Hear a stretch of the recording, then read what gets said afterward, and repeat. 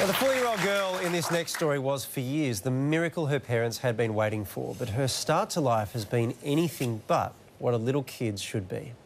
I got the news through a phone call from the IVF clinic, and I was working. And I put the phone down and got in my car and drove straight to Matt's work. I said, "Hey, Dad." That was a good feeling. After having 2 kids born through IVF, Matt and Lisa's dream of bringing up a family in the country became a reality. We used to joke about what it would be like to have kids, and, you know, it's just going to be so much fun, you know, and it's just going to be full of laughter and love and cuddles on the bed, and that is pretty different to what it is in reality. But just as their youngest, Abigail's, life was starting, her health began to decline. On New Year's Day, when she was only 7 months old, she developed a fever around 40 degrees. So we just rushed her straight into the hospital. Abby was diagnosed with a hereditary blood condition known as spherocytosis, a disease that lowers red blood cells. While it's life-threatening, it can be managed through a lifetime of blood tests and transfusions.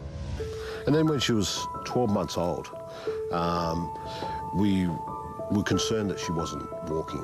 And then at 14 months, she was diagnosed with hip dysplasia. At an age when other babies are just learning to walk, Abby underwent a painful operation to correct her right hip joint. She spent the next 3 months stuck in a cast from her belly to her toes. Abby's always been loud, pretty vocal, but when she came out of that anaesthetic with her spiker on, I've never heard anything like it in my life. The screaming reaches right deep inside you, and it's horrific.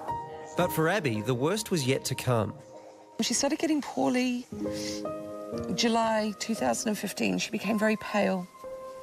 We got a phone call from our paediatrician, and they said, we need to get her into hospital.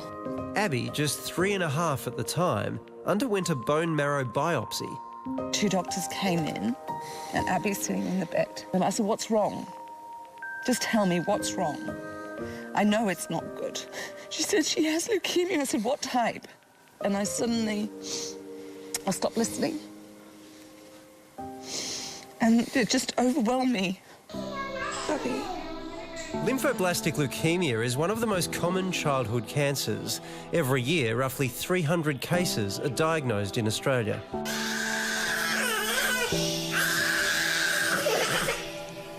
The screaming of the pain of one of the drugs that is administered her on a monthly basis, and she's in excruciating pain. She screams for 6 to 8 hours. You just cry. You can't fix it. Yeah, you can't help her. I want to go home now. Bathroom. Bathroom, yes. What does that taste like? Abby's now 15 months into her 3-year treatment. With the closest chemo facility over 300 k's away, the family has clocked up over 100,000 k's in the last year just to get Abby the treatment she needs.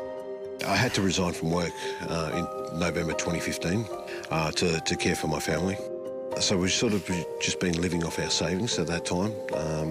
We've basically, we worked this out. It's been around about $300,000 that we've spent so far since her diagnosis. We're proud people. We're very proud people. You know, we've worked all our lives to save what we had. Got nothing. We've exhausted. Everything. Everything. I've exhausted my super. Matt's exhausted his. Matt and Lisa are now more than $100,000 in debt, and it's become so dire they're now struggling to pay the rent. Basically getting to the stage where we had no money to live. So we had no money for the house, and we would be living within the car itself. When I look at our 2 children, I feel like I'm failing them. I have reached the stage where I don't know what to do anymore. While Abby's start to life has been anything but what a child should be, Matt and Lisa are determined to keep fighting, to give their daughter the life she deserves. Abby has got the biggest fighting spirit, and I think that's what's carried us, is because she will fight, she will keep going. We want her to just explore life as a normal child, not as a patient.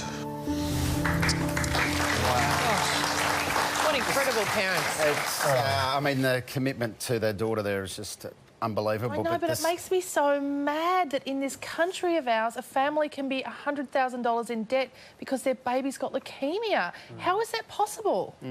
I don't understand how that's possible. Well, I'm imagining it's a lot of the drugs would cost a lot of money. Ah, that's crazy. But it's also a very rare it's form of unfair. cancer. Okay. So, and I mean, look, this would just be me speculating, but when you have these really rare diseases, the treatment becomes a very expensive thing to provide because the cost isn't diffused amongst a lot of people. And so I guess it just gets to one of those points where people just have to... This is what community's about, right? This is when... I think it's the people have to living put it out. expenses around the travel 300Ks every time they go to hospital. that are breaking them, yeah. But if you're feeling like we're feeling and you're watching that, you're thinking, I feel helpless and I feel like I can't do anything, there is a way that you can help out the Rowland family. They've got a fundraising page that we've got on our website, so if anything that you can do to help them get on track, it would be much appreciated. We'll be back very soon.